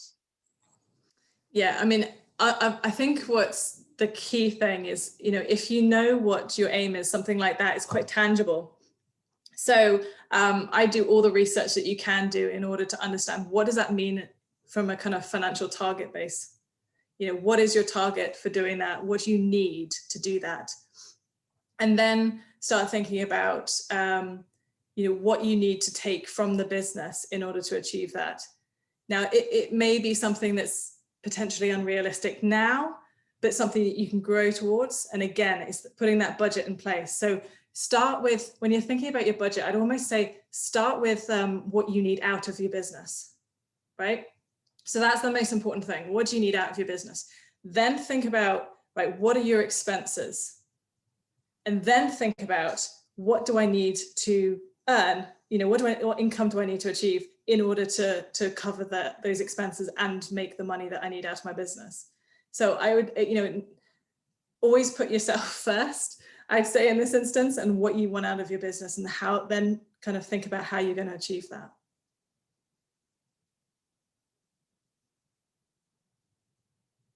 Anyone else? Does anyone else have any questions? Do you have any tips, Hannah, for if you're planning to grow your business or take it to the next level and strategize in that respect? Yeah, I mean, I think if you're planning on growing your business, obviously you've got historic information as a basis. And I think, you know, if you're planning on budgeting, you know, producing a budget, obviously start with the kind of base information that you've got and kind of historic performance, and then think about what it is that you need to invest in to grow that business, and what's your strategy for growing the business, and what does that mean in terms of costs. And then I think, you know, I'm just trying to think in terms of what I've done recently, because this is very much in the space that I'm at. And I know that it's got to be kind of people and support in terms of marketing, or I invested myself in a PA to get rid of some of that admin so that I can focus on growing the business and that onboarding process and talking to new clients. So yeah, it's understanding what costs you need to invest in to then take to grow that business, and the ways in which you're going to actually then grow that. And then obviously you've got to put in place your expected income, and the most important thing, this kind of comes back to what I said about the budgeting, tracking as you go, because you might find that actually you need to make different decisions. So you might have an original plan actually say that's, you know, by tracking it, you can say, right, that's not working for me. I'm not hitting where I need to be. I've got to make a different decision. And by tracking it on a regular basis, you're going to be able to see that. So I think, you know, it is important to keep a good eye, and I'd say monthly, review things monthly and see where you are against it. Again, I'm going to keep plugging this because I do love it so much, but, you know, something like Xero allows you to input a budget and then run a kind of profit and loss, your income and your expenses, and run a report, and it automatically show you where you are actually, what your budget was, and what's your variance. And you can see very easily, am I on track? Am I ahead, or am I not? And then, you know, by looking at that month on month, you can then make different decisions if you need to. That's great. Thank you. No worries. Hannah, can I ask a question? You've mentioned about pensions, and I haven't got one. How much do you, not how like much like monetary wise, but more percentage wise, would you suggest that we would put into a pension?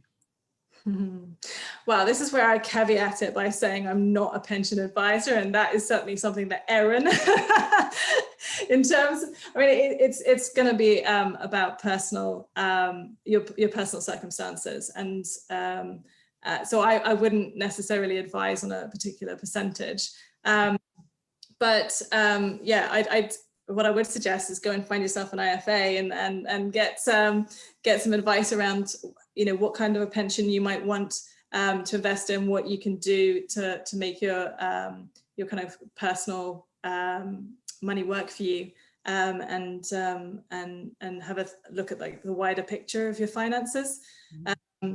So yeah, but I mean, from an accounts point of view, I can tell you it's a good idea, absolutely, and that from a tax perspective, you definitely get some benefits from that, but I wouldn't necessarily go too far into the detail in terms of what, you know, amounts that you want to invest in, and what to invest it in.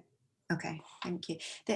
Just another question as well. You'd mentioned about not having necessarily a separate business account, but just a separate account. Now I feel I'm kind of lost in, when I started, I just had a personal account and everything goes in, goes out of that. I now have like pots kind of thing, but they're all just savings accounts, and I just split the money over the pots kind of thing. But then I made another savings account and made that almost where people paid me into, and now I just feel really lost with all this bloody accounts. So yeah, and is there any kind of advice in the way that you manage this business account? This is completely separate to kind of like your current account you go and buy coffees on, that kind of thing. Yeah. Okay. My very, very simple advice to you would be, go get a Starling account. Okay.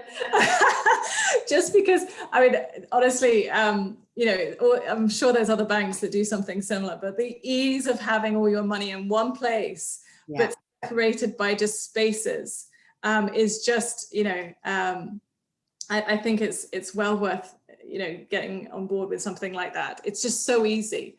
It's all on one app. You've got different areas, you know, which, and to be perfectly honest, like, yes, you could put it into a savings account, but, you know, let's be honest, it's not doing much at the moment. So, you know, I would probably just say keep it all in one place and go for a Starling account. Okay, thank you very much. Always. Laura, Aaron's popped in the chat an answer to that question. So anyone else who didn't raise their hand about the pensions, the answer there for you. Thanks, Aaron. Thank you.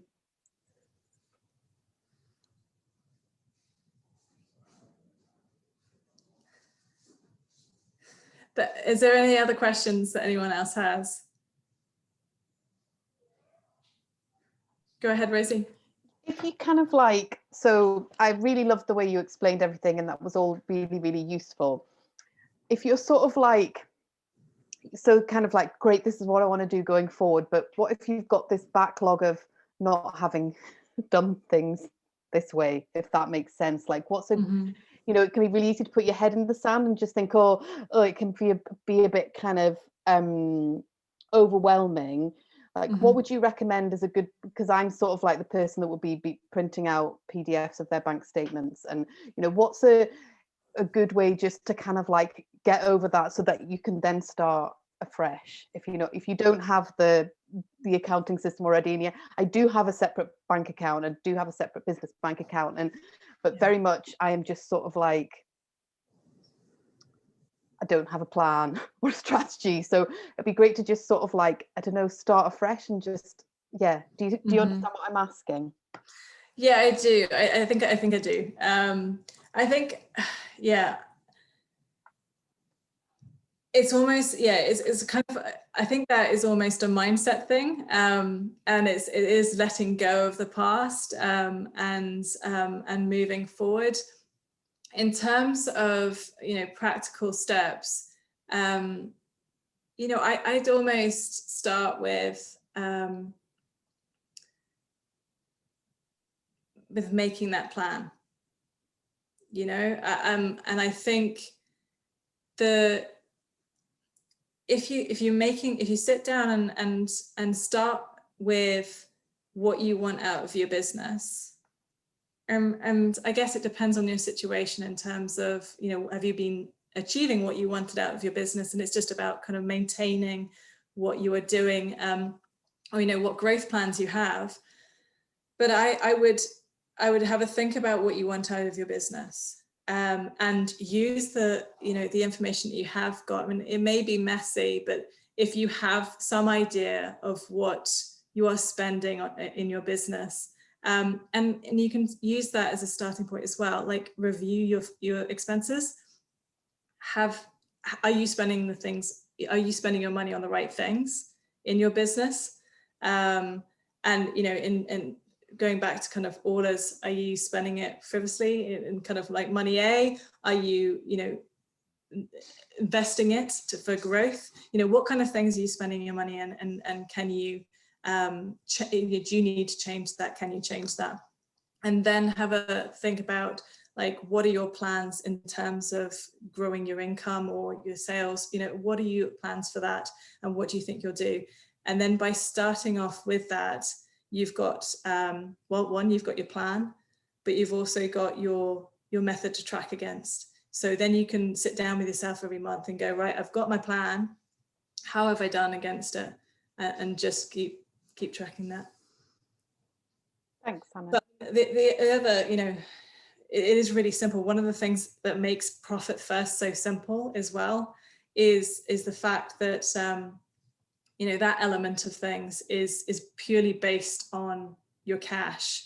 And that is something you can implement really easily without necessarily having to kind of generate a P&L or, profit and loss statement, your income and your expenses, because you're looking purely at your cash. So, finding out whether you can implement some kind of percentage split and pulling your money, when you're receiving that money, putting it away and seeing what you can leave in your business to cover your expenses. Because you're dealing with the cash within the business, you don't need to necessarily do too much else with it. That's, that can be quite key in terms of, a first step to just moving things in the right direction. Great, thank you, Hannah. Nice.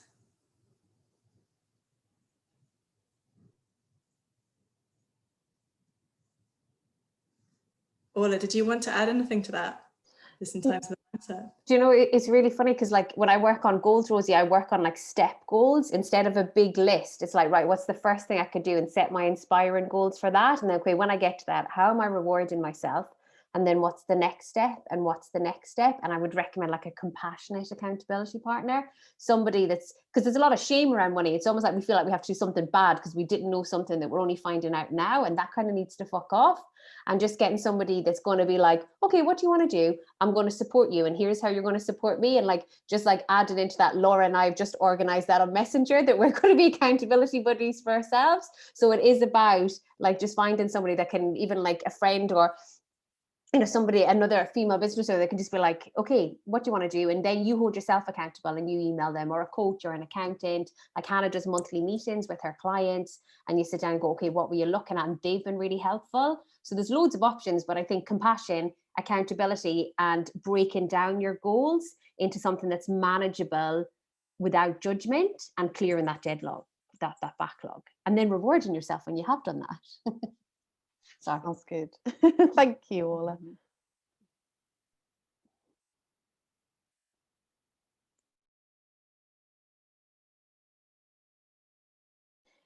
Can I ask everyone, is there anything that we didn't cover tonight that you want to ask right now? And if there's anything that you don't want to ask in an open forum, you can send it to me in a private message and I can ask, because I know finances can be a bit tricky.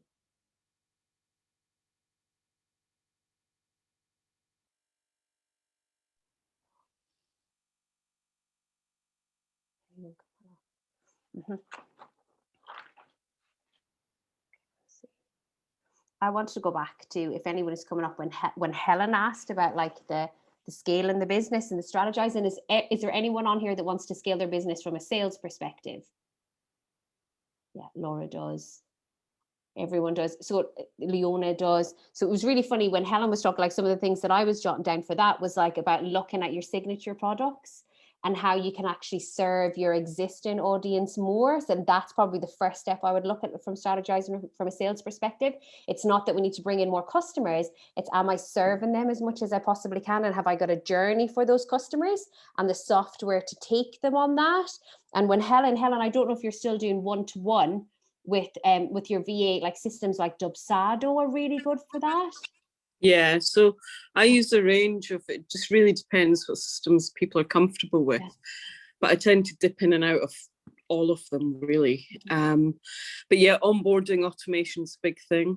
And yeah, to me, it's about, when I say growth, it's not just about new clients, bringing people onto the team. It's also about where my clients want to go in their businesses and how we can help them, you know. Kind of like becoming like their own business coach for them and helping them identify. Claudia does that really well as well, identifying ways to growth and how you can be that person that stops them doing all of the admin when they need to kind of do those C tasks in the business, because the C is like, you need to free up the business owner to focus on the growth. Yeah, and you know, because I've been going for about 5 years now, so a lot of my clients, their businesses are either the same age or older or younger, so everyone's at a different level of their business, so it's really good to be on that journey as well. And then conversations I've been having recently are around, if I don't have a particular skill or interest in a particular area, that I have people that I can pull in to do that, you know. And you mentioned that already by, I think Hannah mentioned it as well, by growing her team and having support and people around, and I think that's key as well. Oh, that's, congratulations, that's amazing, and especially doing that around mum-in as well. That's incredible. I know, yes, it's very challenging, but yeah, that's, I mean, that was the plan for last year, but we know how last year went.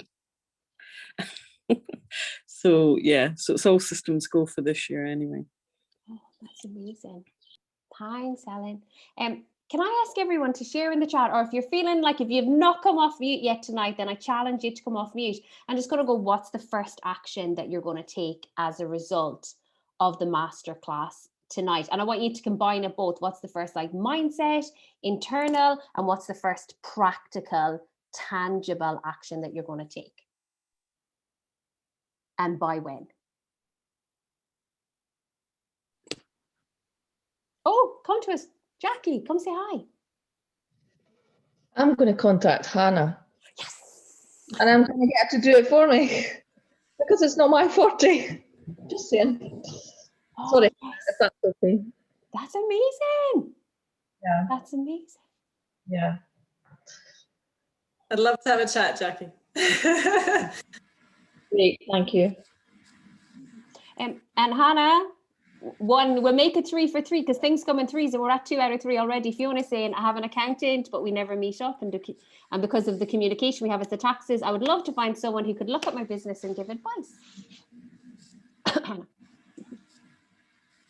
Yeah. Thanks, Fiona. Keep commenting in the chat, guys. What you're going to do can be as big as you want or as small as you want, whatever works for you. I don't mind sharing mine. So I was thinking about your A, B, and C, And I'm very good at spending money, like for my girls, like new shoes for them, etc., etc. So I think for me would be thinking about seeing how I can do that more for me. And also Elena mentioned as well, and I think like that's a great way to think, like maybe it doesn't always have to cost money. So, but that reward and investing in yourself is definitely really important. So, and I need to do more of that. Oh yay, that's incredible. The only thing I would say and to that is sometimes women can have a belief that we're not worthy of the money coming on us. So I challenge you, if you're saying it doesn't have to be money, is that because you feel you're not worth it, or is that because you don't need it? You know, so it's about like the C money, the C time, the C energy. But as the beliefs start to come up, always challenge them. You know, like, is this empowering, you know, or do I deserve that to buy that or invest in that thing for me? But yay, that's amazing, Erin. Thank you so much. Who's next now that we've got the ball? Angie. Hiya. So yeah, my mindset was to pay myself more. But the practical things, because I've always done it up until the pandemic last year. But one thing I do avoid, and Hannah's mentioned it a few times, we've got Xero. I avoid it like the plague, because my administrator does that, and I'm pretty good at that, actually, avoiding it. I've not done a cash flow forecast since the pandemic. Put my head in the sand about that, and Stripe and Calendly is getting done. It needs to happen. I need to it needs to happen. That's amazing. For anyone who sells services, you can actually send over a Calendly link that's attached to your Stripe, and people pay at the point of booking on, which is really cool. I think that's what Angie's talking about. That's amazing. Do you know if that works with Acuity scheduling as well? It should do. It should work with them all. It should work, and Appointed as well. It should work with them all. Yeah, and Dubsado if people use Dubsado. And that'll be overcoming a belief that you have to wait to get paid there as well. So just be like going right in with pay me in advance. Amazing. Who's next?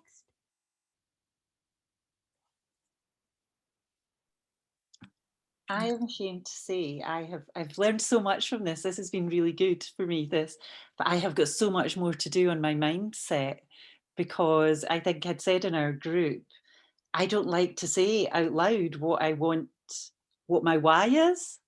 I don't like to share it. And then I wrote down, there was a chat about pension, and I wrote down, horrifies me. But I don't have one. I was like, oh, I need to do some more groundwork. So that's been quite interesting. So I think I've just shoved that to one side. So this has been quite useful to crack open that Pandora's box. So do you know what the first step is going to be, Elaine? And thank you for sharing. I don't know. I just thought I was going to think on that a lot more. But in terms of much of what Angie was saying is, again, I've got Xero and I never use it. I don't look at it. And I didn't know there was all these tools that I could be linking into Xero and doing things to make my life easier. I'm sorry, I'm quite ashamed to say that. I feel as though I should be doing it, but that will be the first thing for me, just looking at the practical sides. Thank you. No shame here. No room for shame. We're all in the same boat. In the worksheet, we have some recommendations. Hannah's recommended those amazing books that she touched on. I'd recommend The Illusion of Money. We Should All Be Millionaires. That's out on Audible yesterday. That actually goes into great detail to explain why women's mindset around money has been held back, who's profited from it. It's almost been engineered. So there's loads of a lot more compassion you can get out of there, and then create those steps going forward. Yeah, it's interesting. Well, thank you. It's been good. I did see Laura, Leona, and Rosie had their hands up there. So crack on in that order, and then we'll keep going for whoever else. Yeah, I've got a big list now of things. It's all in that B column of money, really, I suppose, and just trying to really work on that. Pension, obviously I've got to get Starling Bank now, and a bit more in terms of like budget creating, as Hannah was kind of talking about, and having like that set up and thinking about it. I suppose because I previously, many years ago, I used to work in retail as a manager, and they'd send through this budget, and every week you'd like fail at your budget and they'd never make the unachievable targets, and it just used to piss me off. So I suppose that's my slight concern with setting a budget, and then if I don't achieve it, it's just going to annoy me. And then they always used to ask, but why did you not achieve it? And then it was like, well, it was raining outside. And then they just wouldn't accept that rain was a problem, basically, in retail and shops. So yeah, I feel tarred and scarred, by that series of budgeting. But I will try again. Hopefully it'll be better. We had that at ESPC. I don't know if anyone else had that in their corporate world, where they do that with the budget and then they didn't have any sales. They would say these are your sales targets, but they'd never say, and this is what we're doing for marketing and this is what we're doing for promotion. So you almost would need to bring that up and say, okay, these are the financial things, looking at your best sellers, what's selling, how you can promote those things, you know, what you can sell to your existing clients. So I think it's about giving you that confidence that you can take that expansive action in your sales as well.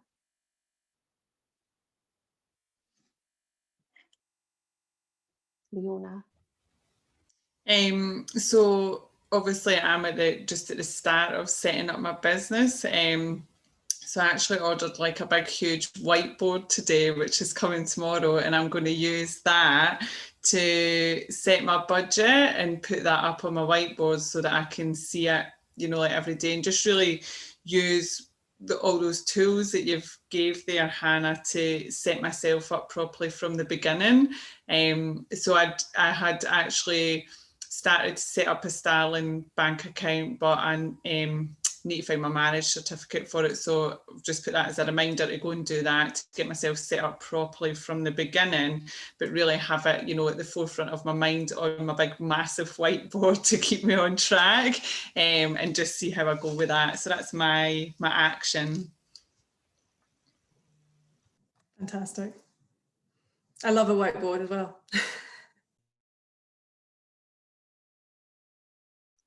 I think we had Rosie, you had your hand up there, and I see Zoe's down below. So we'll take Rosie first and then Zoe, please. I don't think I actually did have my hand up, but that's okay. So Zoe, over to you.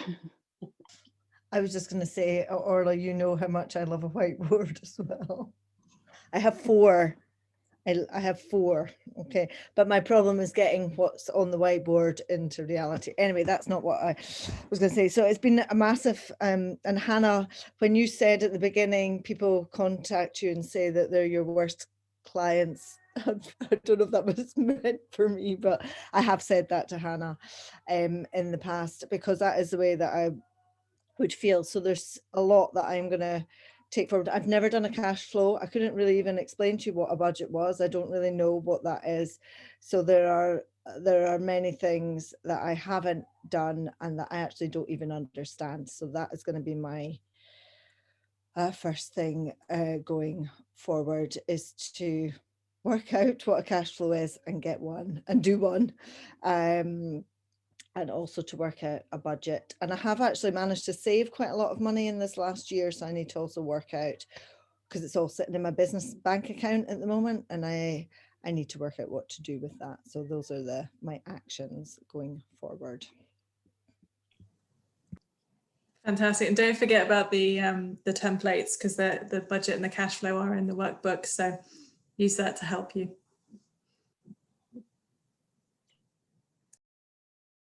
I'll send a link through for that tomorrow, because Hannah very kindly created it in a spreadsheet for everyone. So you can actually input your figures and it does all of the calculations for you as well. So I'm just going to pop that into Google Drive, but you'll get that tomorrow. Thank you for that, Hannah. I was looking at it today. It's amazing. Who's next to share before we end for the night? Yay, hi Eva. Hi. Yeah, no, I think for me, just to highlight everything tonight is taking time aside every week. It's what I don't do. I don't look at my expenses, and I'll buy stuff obviously for the business, and then I won't sit down a week later and go through what I've bought. I sometimes tend to look at my account and go, if I've got enough money, then I'm fine. I have a Monzo account, which I do at the start of last year. I did create my separate pots to do that, because I've read half of the book Profit First. So last year I was all set up and ready to kind of have a good financial plan, and then that all went out the window. But yeah, taking all your points, Hannah, you know, sort of breaking it down and going through it is what I really need to do. And what I really need to do is probably on a weekly basis, because I think for my mindset and my mentality, it would probably be better for me to do that every week. And even if it's just an hour to sit down and go, what have I spent last week? What have I spent, you know, and then put that on a spreadsheet or put it on something to do that, it would be, you know, helpful for me going forward. But yeah, no, I thought everything was really, really great in terms of, I also need to sort out my processes a bit to make them a bit more streamlined as well. But again, I think that's taken the time to do that, to then, so that I can move forward, which is what I want to do.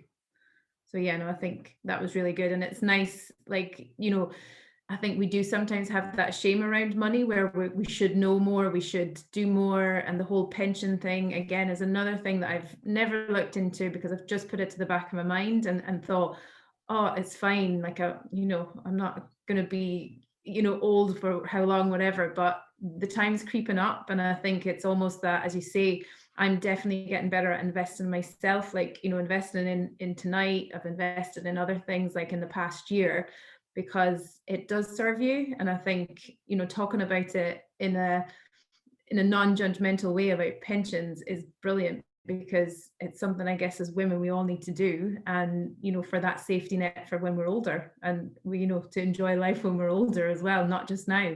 So that's one really thing that's obviously highlighted that I definitely need to look into. So thanks. Thank you. Thanks, Aoife. And can I ask you what day you're going to put down each week for looking at your finances? What are you committing to? I probably should do a Monday, because if I've got weddings on it, it's normally chaos from like Wednesday to the weekend. So I probably should do a Monday morning and just review what I've done at the weekend. If I've done a wedding, review all that cost that I've, you know, flowers, all that sort of stuff. And then, you know, whatever other expenses I've had that week would probably be a good starting point. Can I ask an open question? Is anyone else like Aoife and they need to kind of set up their Monday, their money Mondays, or the day of each week that they're gonna look at their money? Rosie's saying yes. Zoe, yes, yeah. And it's about like popping those in without judgment as well. Josepha, sorry, jump up with yours. Oh, hi everyone. Oh God, I've got a big long list. So like, I suppose I feel like I've made quite a few good improvements this year with the help of Orla and Hannah. So like reviewing our financial budget and using the Emma app, which has been really good for just like coding all your spending. So you're like, right, okay. I still feel like most of our money goes on like things that we have to spend it on, you know, like mortgage, bills, childcare. So I'm kind of like, well, there's not much I can do. But yeah, I think I probably need to speak to Erin. I've been totally putting off the whole pension thing. And my husband's got one and he keeps stuffing loads of money on it. And I'm like, I want to know what happens if he dies, you know? Anyway, I have all these questions. I did ask him that. He didn't tell me.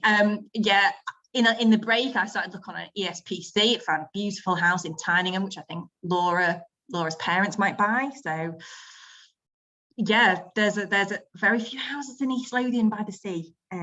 So that's one of my dreams. But yeah, like all the kind of stuff literally for a while now, like wills, life insurance, critical illness cover, putting things in place for the girls. Like, what if Rich and I were both knocked down by a bus? Like all that kind of stuff.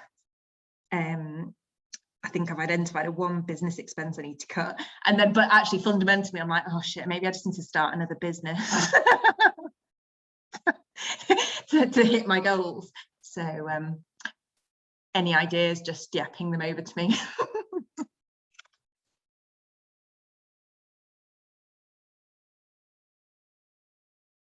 Is Rich within earshot, Josepha? Does he know you're trying to like claw your way into his pension?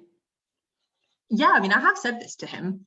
When he put his bloody bonus, like that he just got into his pension, I'm like, well, I mean, Hannah told me it was sensible, so I was like, fine. But still, I'm like, what if we're not together when you're 55?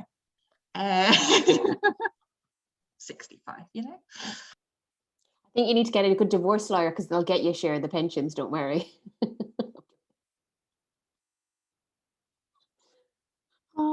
And guys, Erin Mason, Erin, will you share your social media in the chat? Because we've had quite a few pension chats, so people can check up on that. Yeah, I was just going to say, shall I just put my email in, and then you can send me a message if anybody wants to like ask any ad hoc questions or have like a more in-depth chat, whatever, then you can let me know. Send me an email. Pop that in, and if Erin pops that in, copy it and put it into your like your messenger, your anything tonight, because it doesn't stay in the chat once we close down the call. Is that us? Has anybody got anything else they'd like to share? No, I just want to say a massive thank you to Hannah. You've been absolutely amazing. I think lots of us can recommend her as an accountant and how incredible she is. Well, thank you to everyone that's joined, and thank you to Orla, because it's been an incredible night. So thank you. And the kids all stayed asleep. It's been great. I know. Oh, cool. Guys, thank you so much. If you have enjoyed tonight's masterclass, we will send you out. What's coming to you is the recording. You've got the worksheet. We'll send that again. You'll get a copy of the slides, and you're also going to get the amazing cash flow forecast that Hannah's created. Really, really important with the cash flow forecast when I send it to you on Google Drive is to make a copy of it so it stays in your own Google Drive, and then you can do whatever you want to it. The ones that we'll send out will be the master. If you are happy with anything that we shared tonight, we would love a review on Facebook. Both Hannah and I have our business pages. Mine's Orla Brogan. We've got Aegea Financial. If you could pop on there and write a review for our masterclasses, we would be absolutely over the moon. Thank you so much. And yeah, thank you. Have an absolutely fantastic night. We're going to end it now. Thanks, everyone. Thank you. Thank Thank you so much. Bye. Thank you.